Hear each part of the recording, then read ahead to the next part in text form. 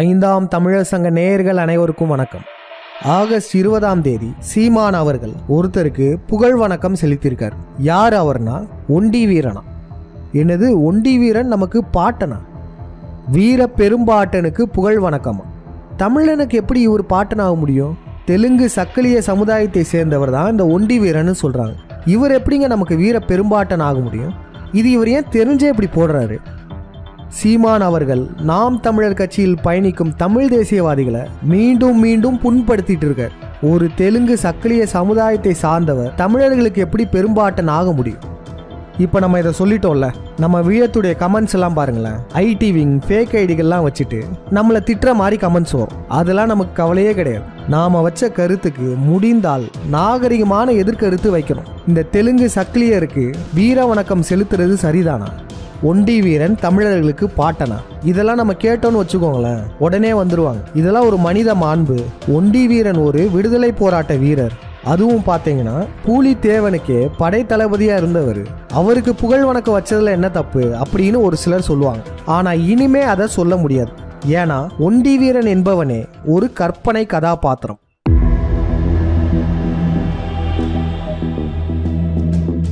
ஒண்டி வீரன் என்பவர் வாழ்ந்த மனிதர் அல்ல. இன்னும் எளிமையா சொல்லணும்னா, பூலித்தேவன் பற்றின வரலாற்று ஆதாரங்கள்ல எந்த ஒரு இடத்துலையுமே ஒண்டி வீரன் பற்றின தகவலே இல்லை.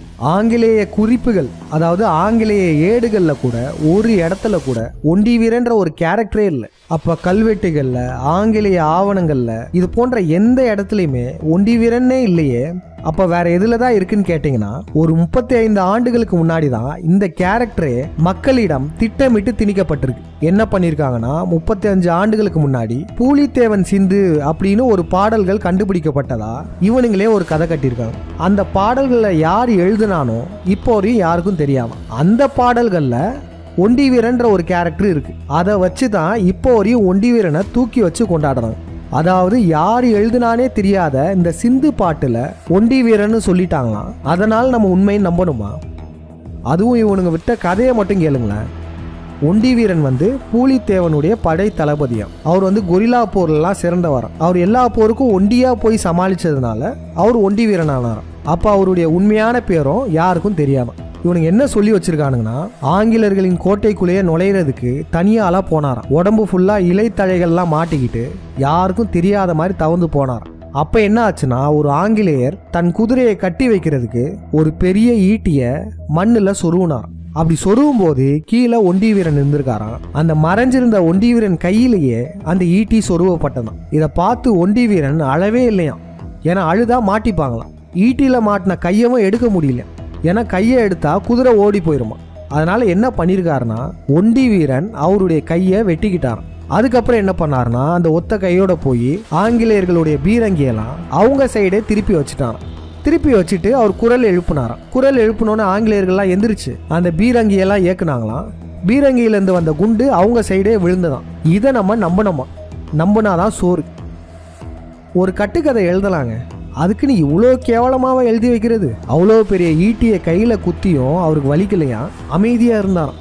அதுக்கப்புறம் விட்டாங்க பாரு ஒரு பொய். அந்த ஈட்டியிலேருந்து கையை எடுக்காம அவருடைய கையவே வெட்டிக்கிட்டாராம்.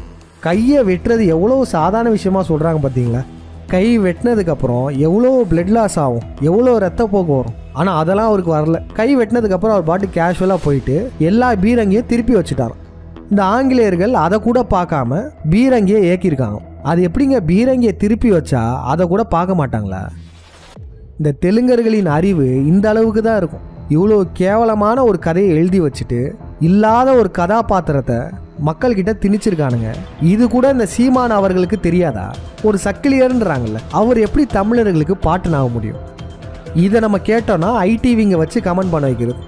நாம் தமிழர் கட்சியில சீமான் செஞ்சதுக்கு முட்டு கொடுக்காம அவர் செஞ்சது தப்புன்னு யாரெல்லாம் சொல்றீங்கன்னு பார்ப்போம். இல்ல அதுக்கு முட்டு கொடுக்குறீங்கன்னா கருத்தியல் ரீதியாக அவர் செஞ்சது சரின்னு ஒருத்தரால் சொல்ல முடியுமா? அப்படி சொல்ல முடிந்தா தாராளமா கமெண்ட்ல சொல்லுங்க. மீண்டும் அடுத்த விழத்தில் சந்திப்போம். நன்றி, வணக்கம்.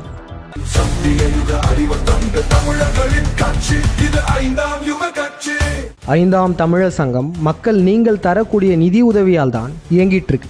உங்களால் முடிந்த அளவு நிதியுதவி தர விரும்புவோர் திரையில் காட்டப்பட்ட இந்த ஜிபே எண்ணுக்கு அல்லது இந்த அக்கௌண்ட் நம்பருக்கு நிதி உதவி அளிக்கலாம். நன்றி, வணக்கம்.